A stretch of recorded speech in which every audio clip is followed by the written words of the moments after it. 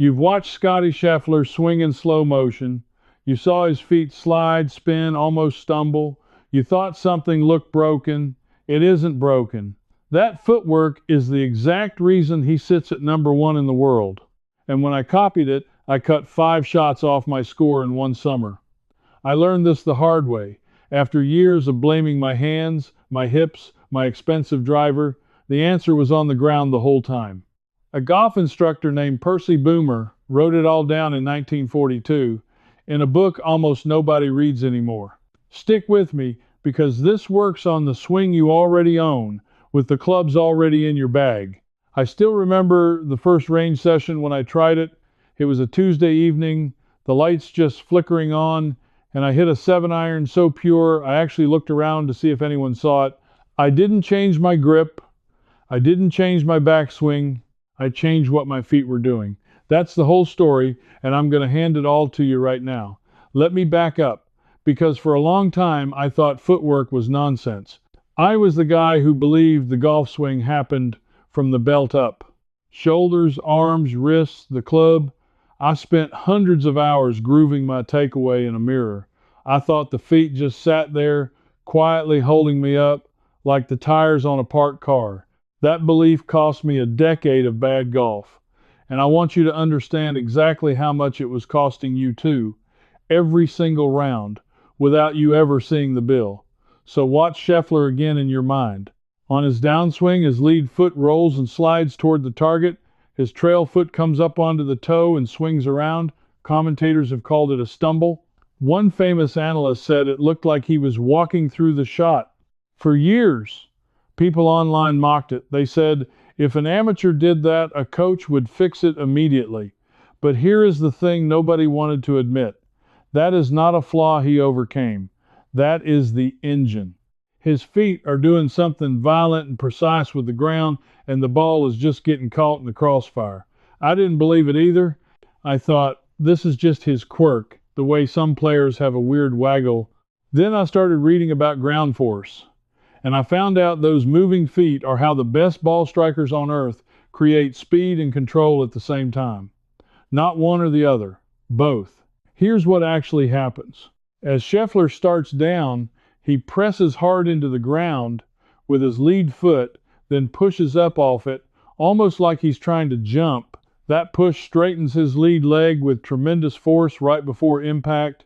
His feet slide and spin because the forces running through them are simply too big to keep the shoes planted flat.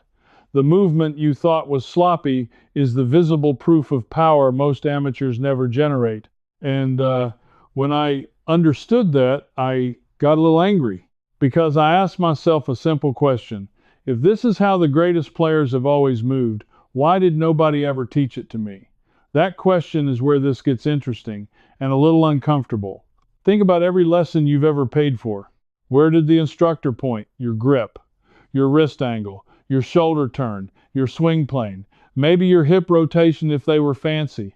I have paid for lessons that cost $60, $80, even $100 an hour, and I cannot remember a single one where a coach knelt down and looked at what my feet were doing with the ground.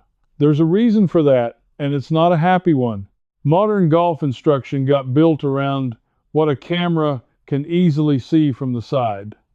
A camera pointed at your swing captures the club, the arms, the shoulders. It does not capture the invisible pressure flowing down through your legs into the dirt. So teaching drifted upward toward the parts that look good on video, and the foundation got quietly abandoned. Then the equipment industry made it worse. Think about where the money is. A new driver runs $500 or more. A launch monitor, a fitting session, premium balls, the newest shafts. Every year there's a new thing promising you 15 extra yards. I have spent thousands chasing that promise. Thousands. And the one thing that actually creates distance, the way your feet load and push against the earth, is completely free, and nobody's selling it because you can't put it in a box with a price tag. That's the villain here.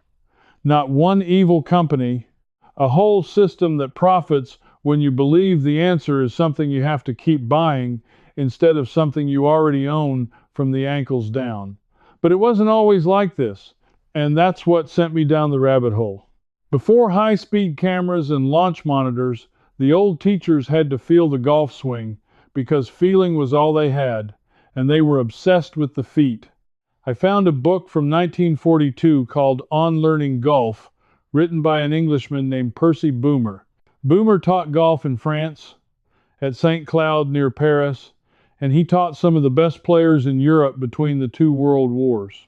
Boomer wrote that you should feel the swing in your feet first. He talked about staying on the inside of your feet, feeling the pressure roll from the ball of one foot to the other, and hitting against a firm braced lead side. He said, and I'm paraphrasing here, that if your feet were doing the right thing, the rest of the body would follow almost automatically. 80 years ago, a man with no computer and no force plate described the exact thing that Scottie Scheffler's feet do today. Boomer wasn't alone. Sam Snead, who won more official tournaments than anyone in the history of the game, grew up swinging a club barefoot in the mountains of Virginia. He said he learned to swing through his feet, feeling his grip on the ground through the soles. Bobby Jones talked about footwork as the foundation of rhythm. These men knew the knowledge existed. It just got buried under 100 camera angles and 1,000 product launches. So I decided to test the old way against the new, and the results embarrassed me. Now here's where it stops being old stories and starts being cold science, because modern research proves those old teachers right down to the number. There's a whole field studying what's called ground reaction force in golf. When you swing, you push on the ground, and by a basic law of physics, the ground pushes back on you with equal force. That pushback is where your power comes from. It's not from your arms yanking the club. It's from the earth shoving against your feet, and you transferring that shove up through your body into the club head. Researchers measure this with force plates, pads you stand on that read exactly how much pressure each foot puts into the ground and in which direction. Dr. Scott Lynn, a biomechanics researcher at California State University, Fullerton, has done extensive work on this, studying how skilled golfers use the ground compared to weaker players. Companies like BodyTrack brought these pressure mats onto tours so coaches could finally see the invisible, and what they found is stunning. The best players push down into the ground with a force well over their own body weight during the downswing. We're talking numbers where a player pushes with the force of 1.5 times their body weight, or even more, right before they strike the ball. Then they push up that jumping action, and it releases speed into the club at exactly the right moment. The pros aren't stronger than you in the arms. They're better at using the floor. Here's the number that stopped me cold. Studies comparing low handicap players to high handicap players found that the difference isn't mostly in the shoulders or the hands. A huge chunk of the difference in club head speed and consistency traces back to how each group uses vertical force, how they push up off the ground. The good players do it in the right sequence. The rest of us either do it backward or barely do it at all. I got myself onto a pressure mat at a fitting studio, and it was humbling. I was pushing toward the target too early and never pushing up at all. I was basically swinging with my feet asleep. No wonder I'd hit a wall. No wonder every new driver only gave me a few yards before the improvement vanished. And that was the hard part. Standing on that mat, realizing the fix had been under my feet the whole time and nobody ever handed me the full picture. That full picture is exactly what I put into the complete golf fix system. It's every fix, every case, every tool in one place, and it starts with the first fix, where you learn to diagnose exactly where your round is, leaking shots, run a 15-second grip audit that changes your ball flight right away, and set up the way tour players do, but amateurs never hear. Inside, you also get the 6-week fundamental protocol worksheet, so it isn't guessing. It's a structured plan built for frustrated golfers who are done chasing yards they can't keep. And here's a check you can do for free tonight. Right in your socks, the way I described earlier. Stand up, rock your pressure from foot to foot, and feel whether you ever actually push up off your lead foot. If you don't, that's a shot leaking out of every hole, and the book proves your swing was never the problem, your fundamentals were. The fastest way to get the books is to scan the QR code right there on your screen, or go to the link in the description or the pinned comment. Those 5 shots are costing you every single round you play right now, whether you fix them or not, so you may as well take them back. Now let me show you the free way I train this at home, because a pressure mat costs money and I refuse to be a hypocrite. But sitting on a fancy pressure mat costs money, and needing a studio to get better would make me a hypocrite. So I asked the real question: could I feel and train this at home for free, the way Snead and Boomer did? That answer changed my whole game. Let me talk to you directly for a second, because I know some of you are thinking this is for young athletes or low handicappers with time to burn. Maybe you're in your 60s or 70s. Maybe your knees aren't what they were. Maybe you play a public course twice a month and you're not about to book a biomechanics lab. I hear you, because that's exactly who I was talking to when I figured this out. And here's the truth. This footwork idea is actually better for you than for the young bucks, because it lets you create speed without straining the parts of your body that hurt. When you learn to use the ground, you stop trying to muscle the ball with your arms and shoulders, and that's where the injuries and the soreness come from. You do not need a force plate. You do not need a lesson. You do not need to buy a single thing. Here's exactly what I did in my own living room, in socks, on a hardwood floor. First, I learned to feel the pressure move. Stand as if you're addressing a ball, feet about shoulder width. Now, without swinging a club, just rock your weight. Feel it go into the ball of your trail foot as you'd make a backswing. Then feel it shift over into your lead foot as you'd come down. Slow, deliberate, back and forth.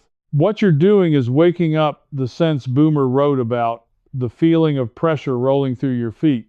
Most amateurs have never once paid attention to this. I did it for 5 minutes a night in front of the television.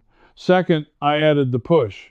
This is the Scheffler move, the part that looks like a stumble. From that lead foot loaded position, I practiced pushing up, straightening my lead leg like I was gently trying to jump off that foot, but staying on the ground.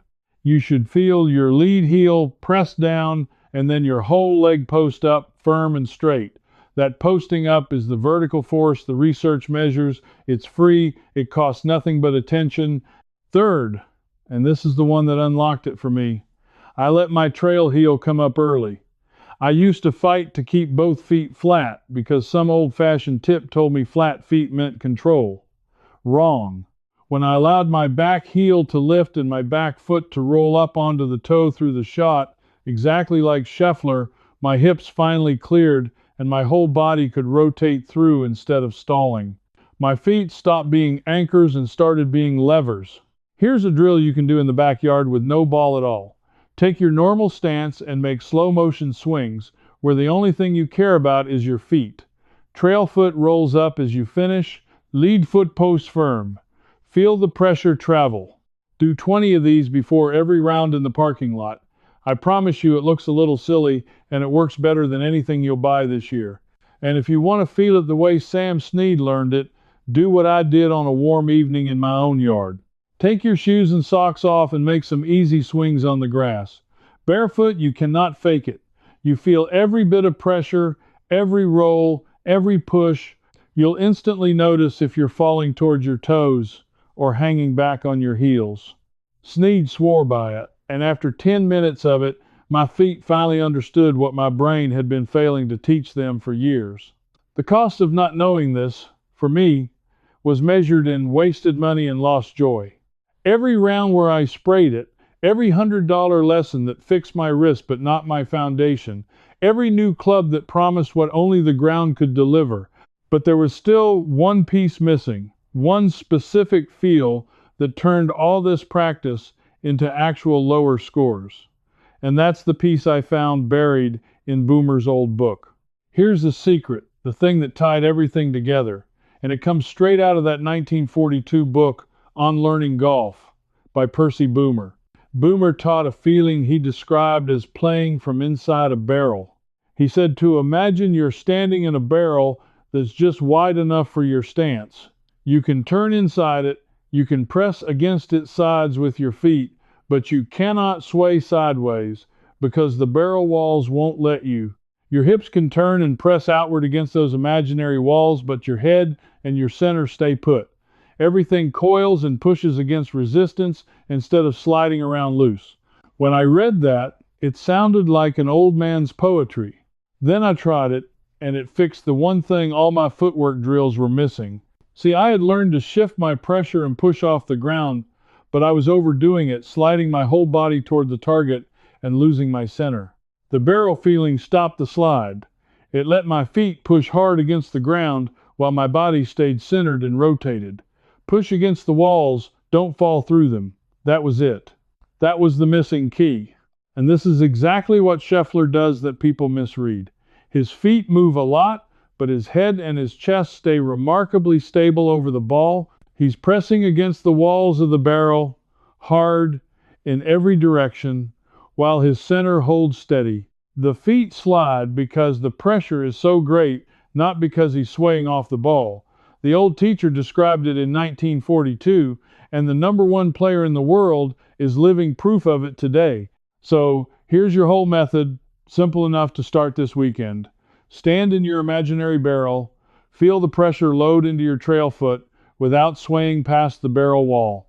Coming down, shift into your lead foot and push up, posting that lead leg firm and straight, letting your trail heel lift and your trail foot roll up on the toe, head steady, center quiet, feet alive.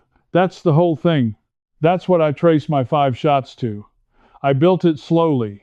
First just the pressure feel in the living room, then the push in the backyard, then the barrel feeling to keep it centered. Then I took it to the range on that Tuesday evening and hit the purest 7-iron of my life.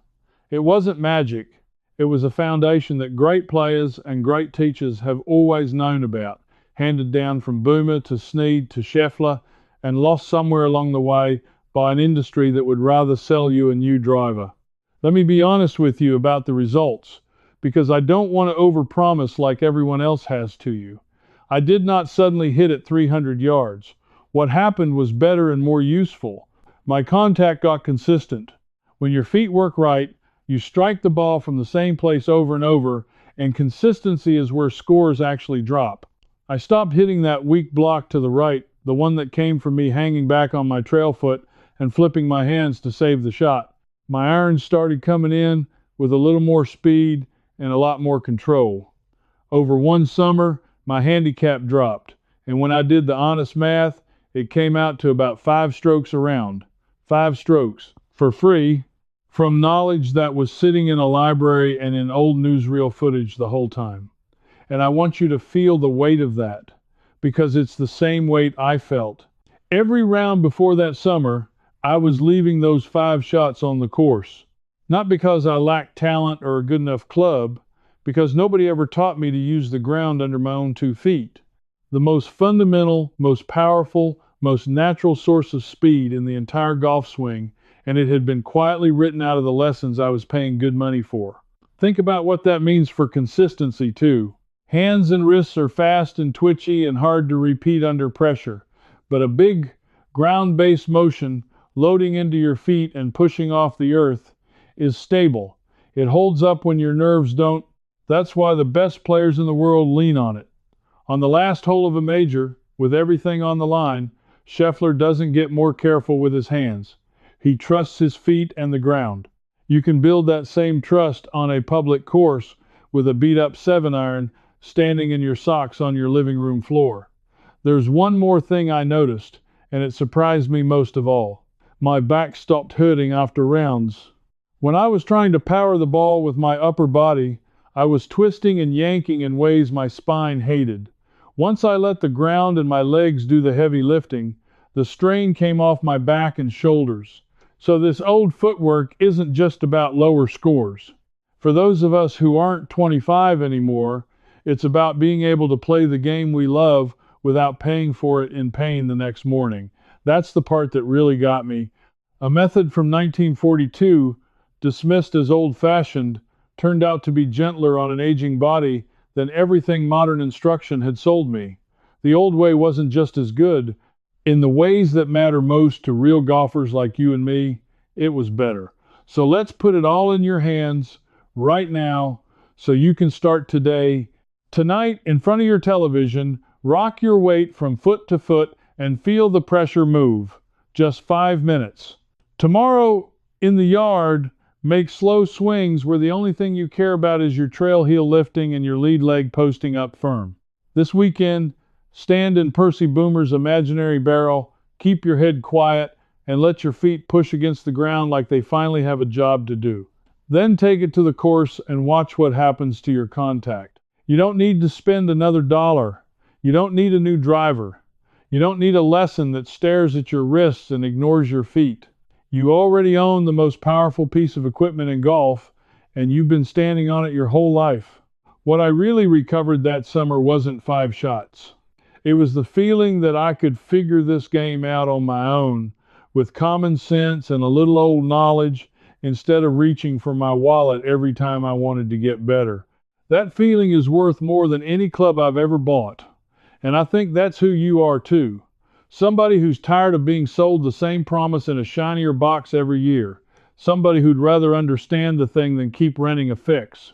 If that's you, then this footwork belongs to you now, the same way it belonged to Boomer and Snead long before anyone put a price on getting better.